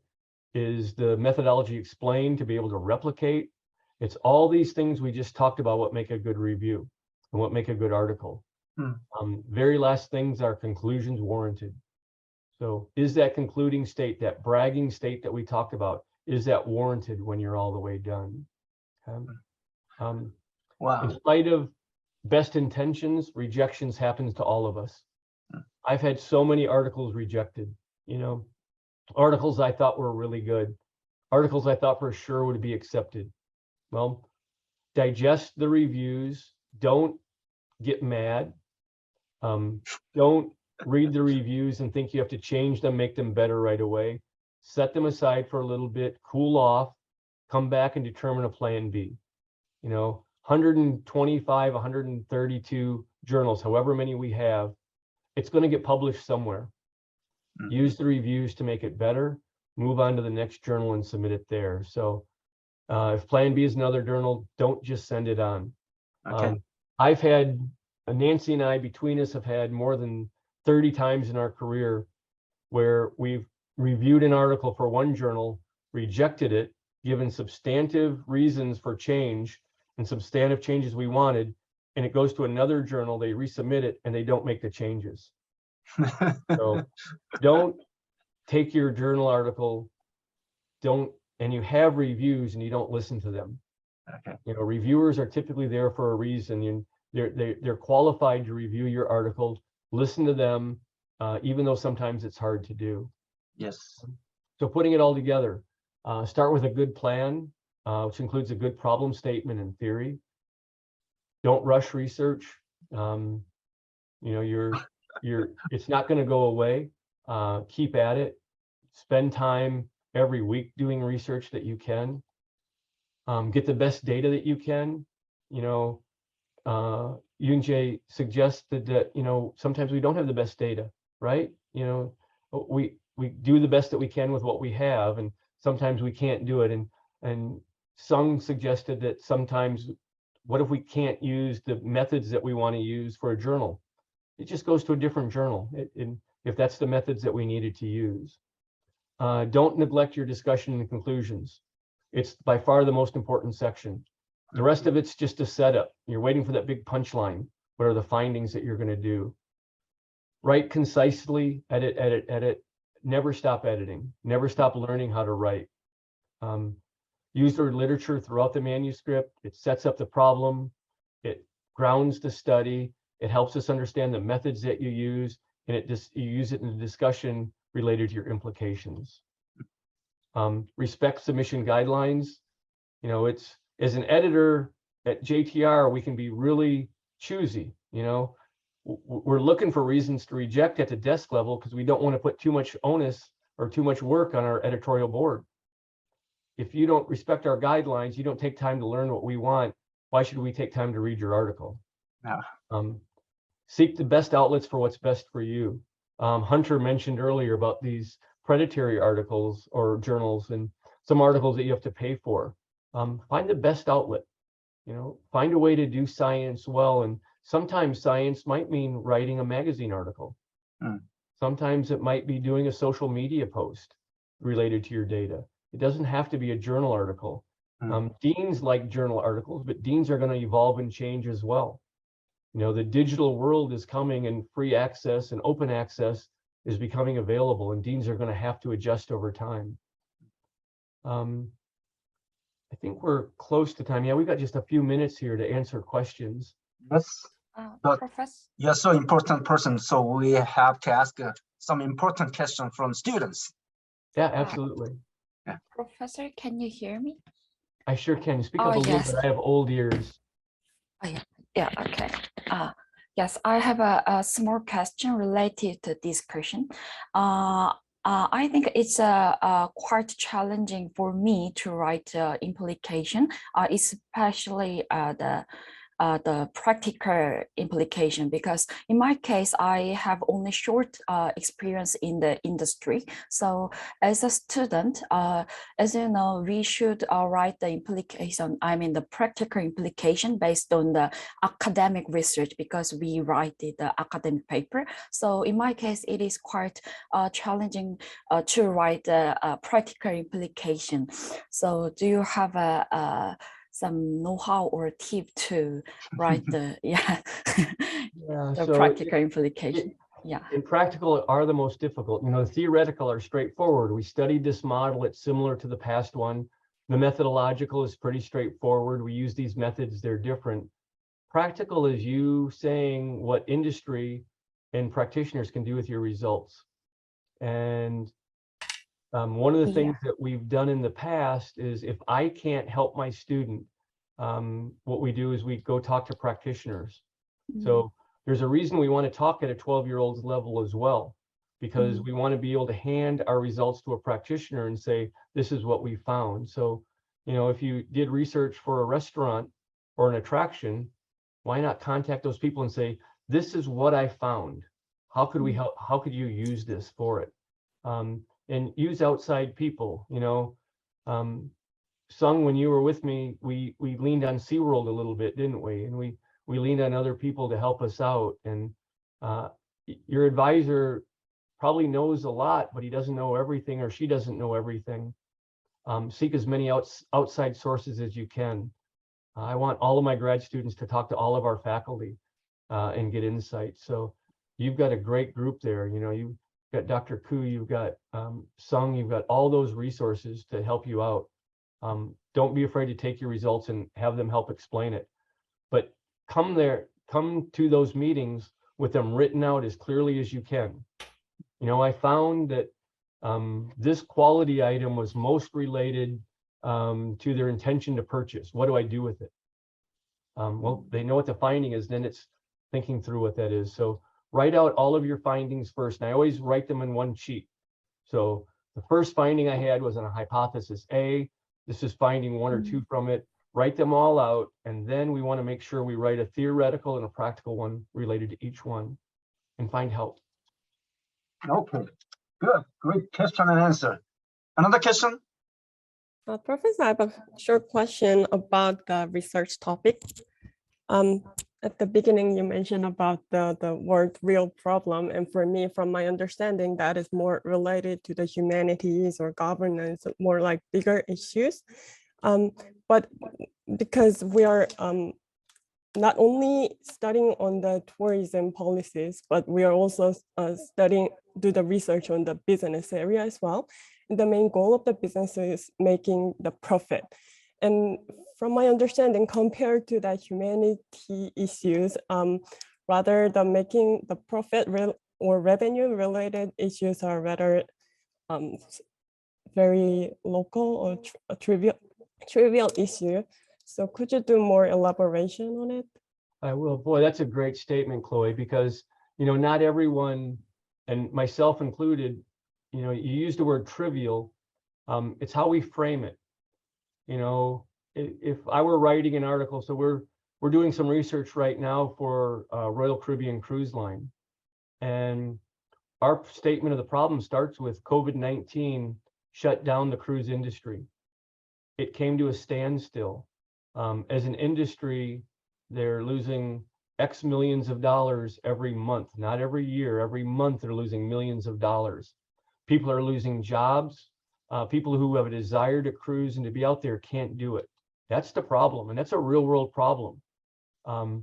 So because of this real world problem, in a perfect world, the cruise industry would be going strong and we wouldn't have to worry about this.